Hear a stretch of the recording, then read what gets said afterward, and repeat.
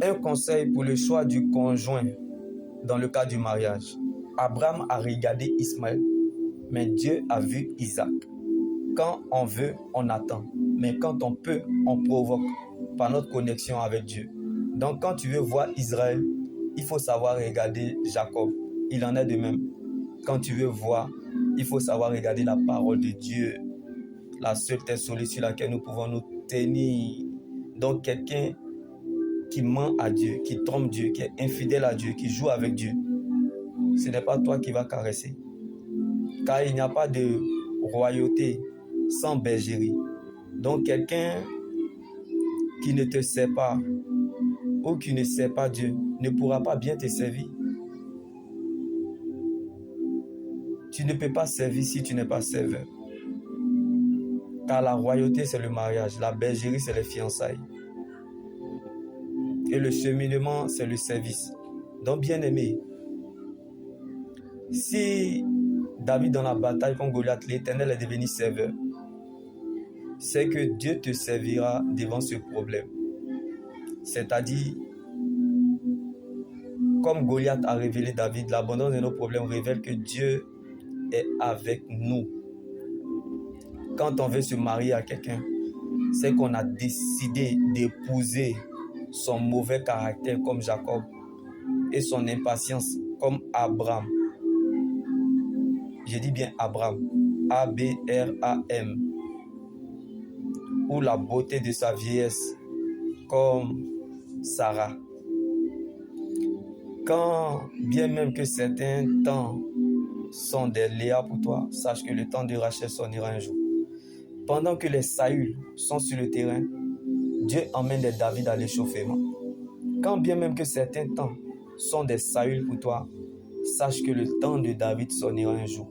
Alors, ne recherche pas des solutions fabriquées, une réussite apparente, un semblant de réussite, mais dans le fond, tu souffres.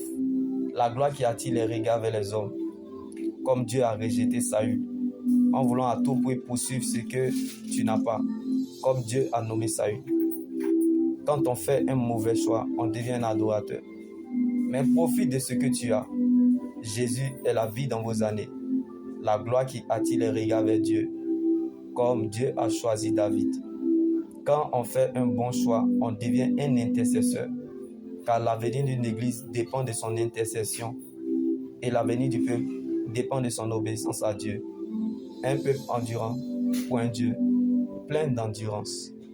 Jésus, sa présence dans notre vie est la chose la plus importante que Dieu donne à une personne. Alors apprécie ce que Dieu t'a donné, même si le Seigneur ne t'a encore rien dit. Mais je sais que tu dois garder ce qu'il t'a dit. La bénédiction n'a pas d'adresse. Quand on est un homme transformé ou une femme transformée ou des hommes spirituels, on ne cherche pas à se diviser, mais on cherche plutôt à trouver des solutions pour régler le problème. C'est ça des personnes matures.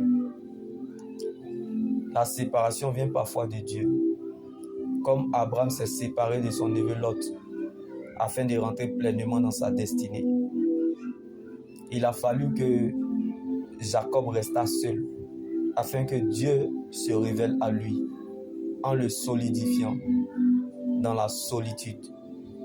Donc les moments les plus précieux de notre existence, c'est lorsqu'on est seul avec Dieu. Donc les grands combats se gagnent dans le secret, car ce que Dieu fait pour nous dans le secret est plus grand que ce que nous regardons ou traversons. Les gens ont tellement envie de se faire exister en se la racontant, mais vous n'avez pas besoin du bruit pour être heureux. Le silence de Dieu attire le silence de l'homme. Vivre heureux et dans le bonheur, ce n'est pas avoir un ciel sans tempête, mais c'est de cesser de se sentir victime des problèmes, mais de devenir un acteur de sa propre histoire. Car la meilleure prédication, c'est votre propre histoire avec Dieu. D'où dans les moments sombres, vous l'avez connu, expérimenté et découvert, comme David dans la vallée. Pleurer, trembler ou avoir peur ne veut pas dire que tu as perdu la foi ou espoir, mais c'est l'ADN pour te faire avancer vers celui qui te déclare juste et proche. Jésus est en ta direction. Dieu vient à ta rencontre. Quelqu'un quelque part, mon Dieu le visite. La prophétie d'une personne est pour toi. La promesse de Dieu n'a pas d'âge, mais elle est destinataire.